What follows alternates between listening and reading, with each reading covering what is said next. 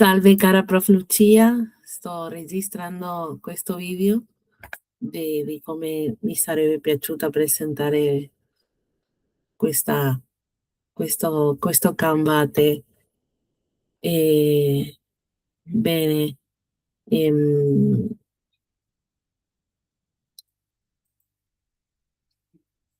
la scelta è stata un po' quella con questa presentazione.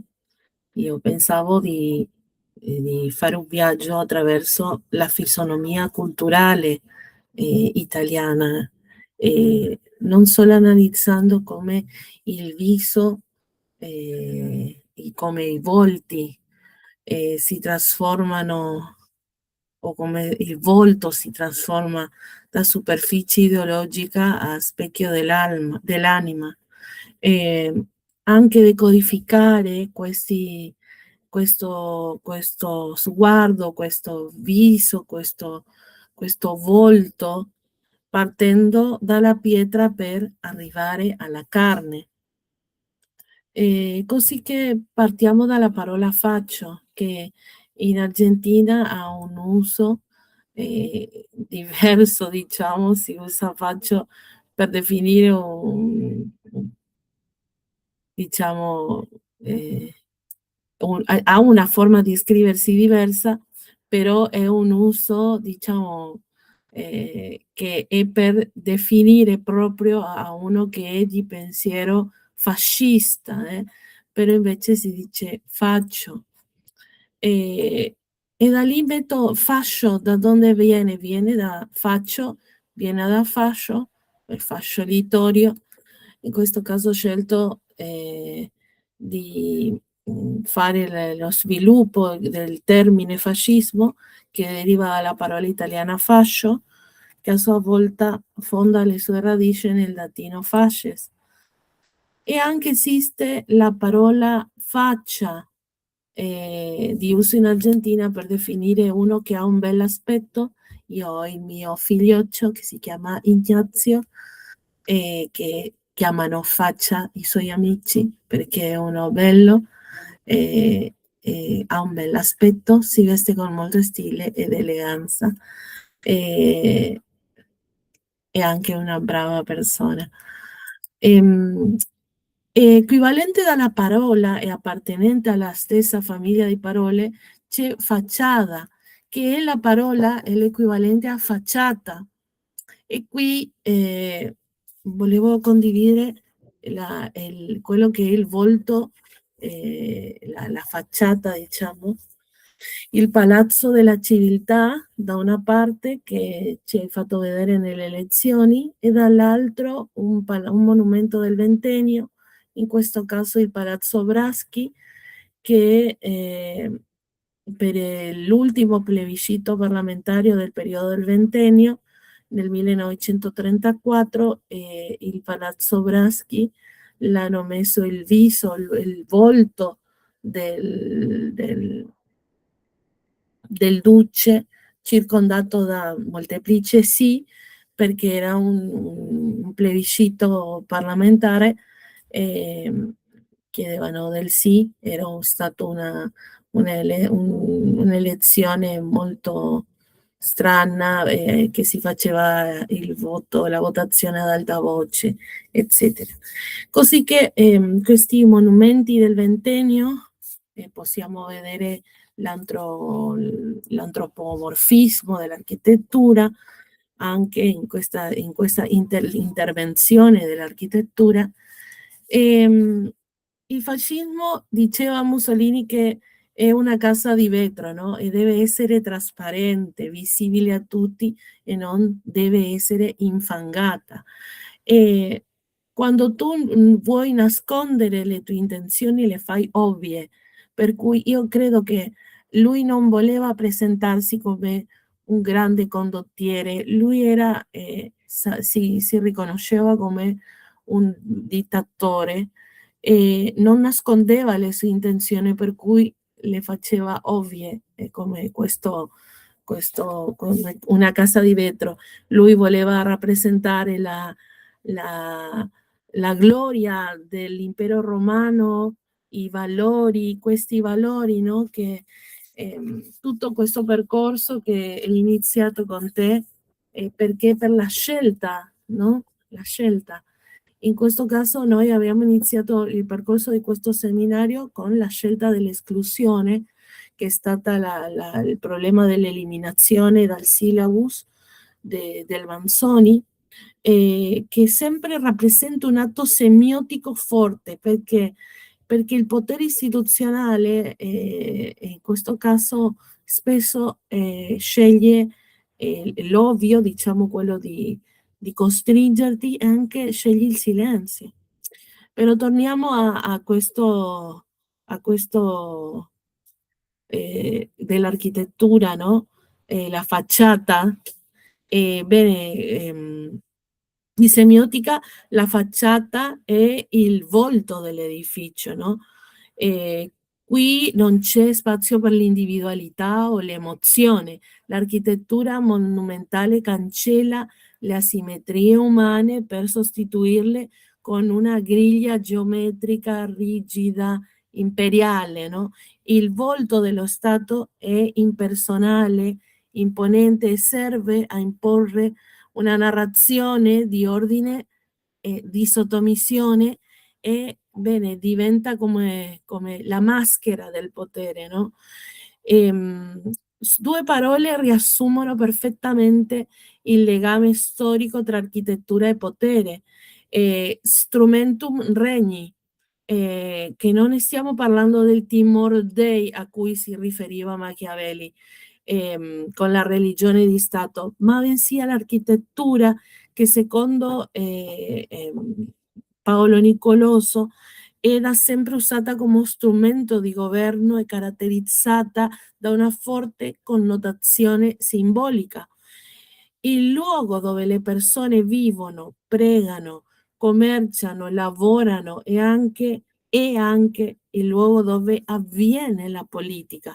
E molti regimi hanno provato a far coincidere le due cose, a trasformare l'urbs in civitas, no?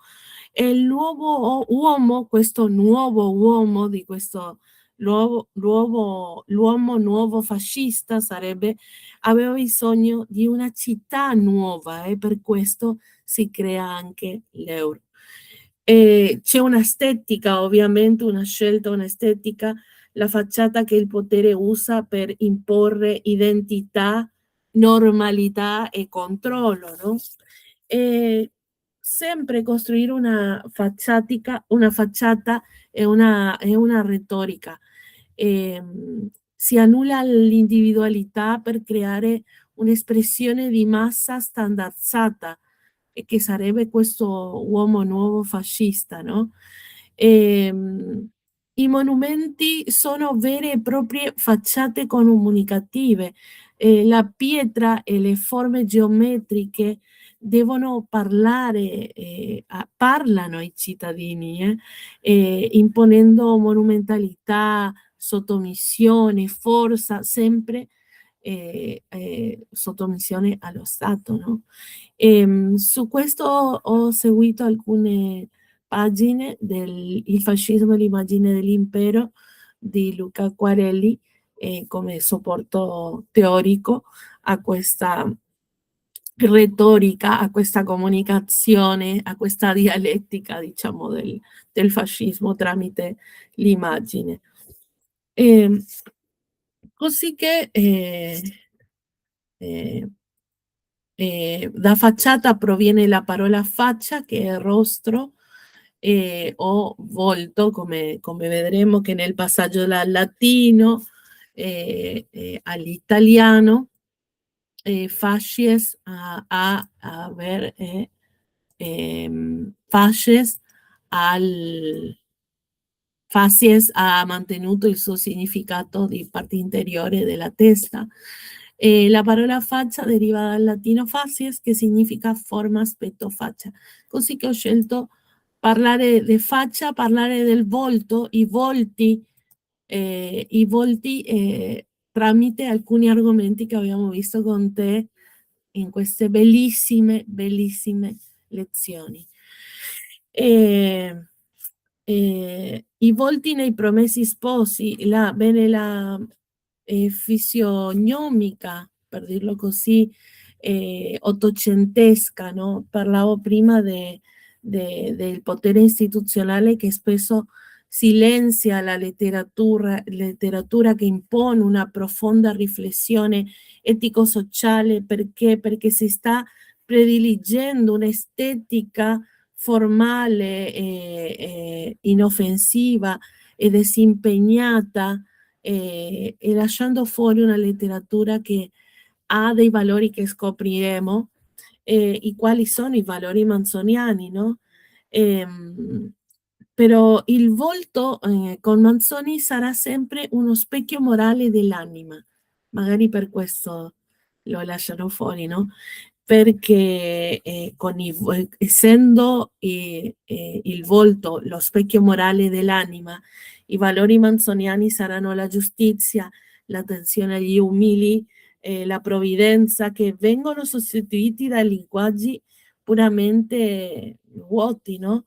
Escludere la complessità morale di Manzone ci fa riflettere, ci fa riflettere. Nella letteratura del XIX secolo il volto è il veicolo della moralità. Manzoni, i volti sono ritratti fisionomici precisi. Il volto tormentato della monaca di Monza, ad esempio, la purezza luminosa di Lucia o la rigidità superba di Don Rodrigo.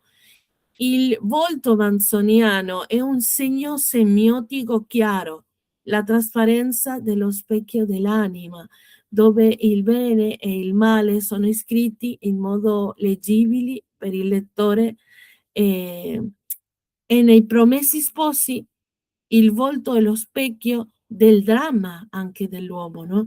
Dei suoi cambiamenti interiori. E Manzoni usa i volti nei personaggi per rivelare ciò che nasconde l'anima. Ad esempio, per prendere, ho parlato della purezza e la grazia di Lucia, che nonostante tutto, tutta la sofferenza, lei è sempre ehm, eh, sempre ha questa luce. Parlerò del volto dell'innominato, che prima della conversione ha un volto segnato di rughe profonde, dell'orgoglio, di una severità che incute timore, è un specchio di un'anima tormentata dal rimorso e dalla solitudine. Diventa il volto di un uomo estraneo, prigioniero della propria maschera. Dopo la trasformazione, dopo la conversione, dopo la notte del pentimento, il volto dell'innominato cambia, i tratti si distendono, la durezza svanisce per fare spazio alla commozione che provoca la speranza, no? E, e per questo sicuramente si decide di lasciar fuori questa meraviglia. Dopo abbiamo visto un po' di Giovanni Verga, no? E ho scelto di parlare del volto, in questo caso dell'opera Eva, che il volto che diventa merce, un artificio teatrale, di una cruda realtà, perché con Giovanni Verga, in particolare nel romanzo Eva, il volto cambia statuto, non siamo più nella trasparenza morale di Manzoni, ma nella materialità del verismo.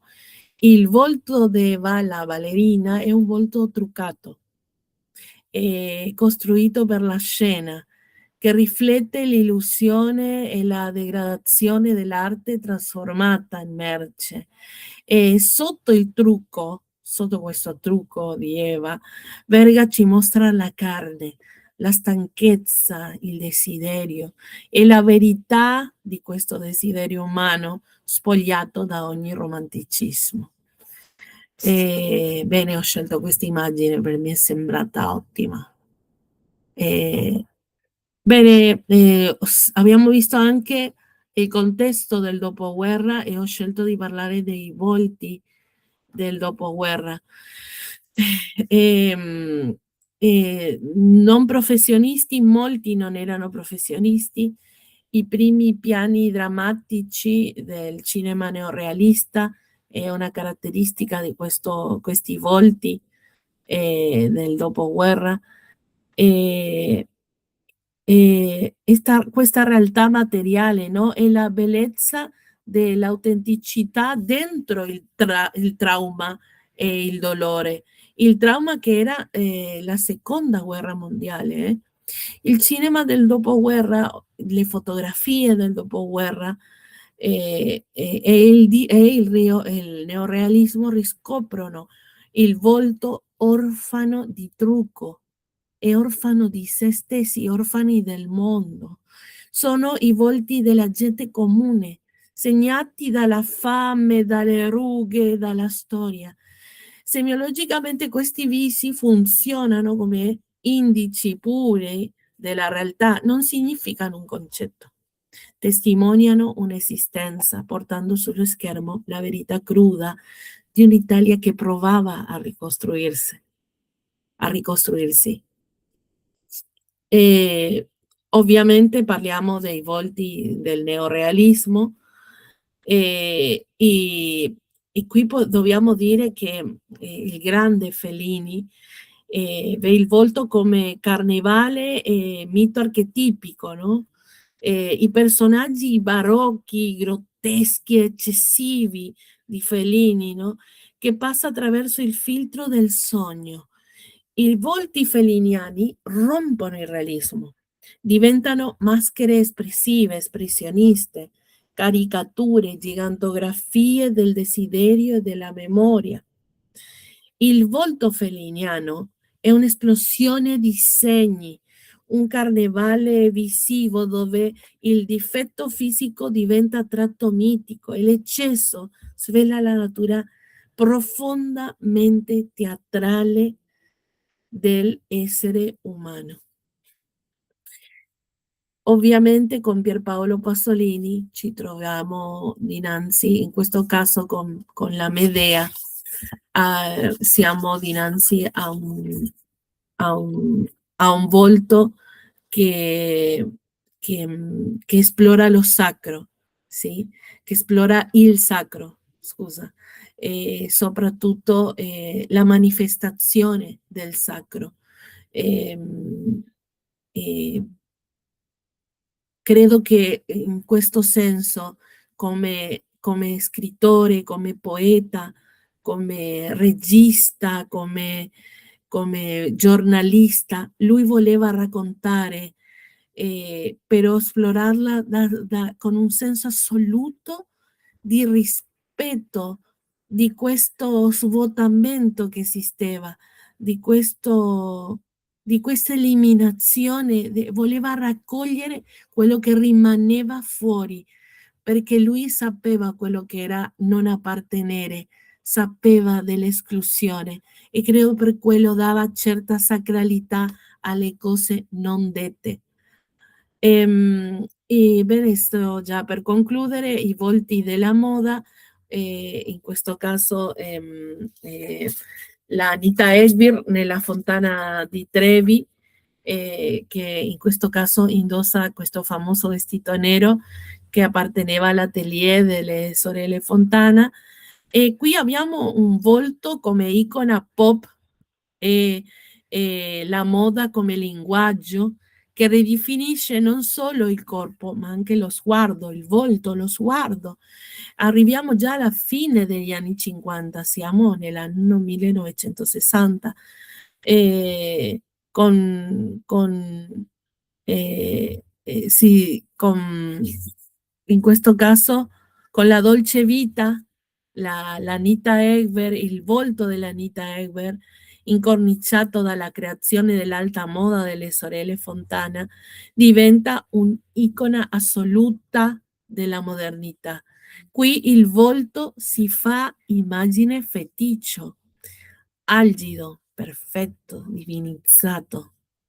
La moda non veste solo il corpo, ma ridisegna il volto, trasformandolo in un oggetto di desiderio globale. Invece la presentazione di Pasolini con Teorema, qui torniamo all'argomento del volto come sacralità, come ierofania, è la manifestazione del sacro. Il successivo azzeramento semiotico, no? In netto contrasto con Fellini, Pierpaolo Pasolini usa i volti per esplorare il sacro, la crisi borghese, il sacro dentro la crisi borghese. Eh, in questo caso de Teorema, che l'arrivo dell'ospite misterioso distabilizza una famiglia, specchiandosi nei loro volti, no? I visi, i volti in Teorema, inizialmente composti nella loro rigidità e classe, vengono destrutturati dall'esperienza dell'eros fino a perdere ogni parola, riducendosi nel finale a un volto che è solo un grido primordiale nel deserto, il grado zero del volto. Questo è incredibile, la scelta pasoliniana dei silenzi, di quello che non si dice. Bene, per concludere, volevo raccogliere dal tango Como dos extraños, scritto nel 1940, racconta la storia di due persone che si amavano molto, si rincontra, uno di loro cerca l'altra e non è la stessa persona, no? Ehm, il tempo che cancella anche il segno, no? Il volto amato che diventa irriconoscibile, la sineddoche della nostalgia. E volevo fare questo ponte culturale che ci porta agli anni 40 dell'Argentina. Attraverso i versi del tango como desextraño, cómo cambian las cosas los años, che in questo caso come cambiano le cose con gli anni, no? Che dice qui, e ora che sono davanti a te, quel verso farò. Y ahora que estoy frente a ti, parecemos, ya ves, dos extraños, lección que por fin aprendí, cómo cambian las cosas los años, angustia de saber muerta ya, la ilusión y la fe, perdón si me ves lagrimear, los recuerdos me han hecho mal. In questo caso, quel volto che un tempo era la mappa di un amore, ora è il volto di uno sconosciuto. Durante il film, molto importante, ho scelto questo film che mi piace tantissimo, Le notti di Caviria, che il volto nel tango diventa il territorio in cui si consuma la tragedia del tempo e del disincanto, no? E ho scelto perché in questo caso, in opposizione, qui il volto in Caviria è una maschera di vulnerabilità e di speranza, di sofferenza, però finalmente di speranza, nonostante passi il tempo, nonostante la sfortuna dell'amore. C'è questa possibilità di, nonostante il passo del tempo, trovare l'amore o il volto dell'amore. Ringrazio tanto, cara prof, per questa opportunità, spero ti sia piaciuta. Volevo fare questa presentazione per te. Sei fantastica, sei meravigliosa. Per me sono state delle più belle lezioni che ho frequentato. Il mio esame oggi è stato un po' incidentato, però bene, ero un po' nervosa e adesso ho voluto condividere con te questa versione. Ti invio un forte abbraccio, grande, grande, grande, delle buone vacanze e spero che la vita che Dio abbia nei suoi programmi la possibilità di conoscerci in persona. Un forte, forte, forte abbraccio, buone vacanze, buona vita.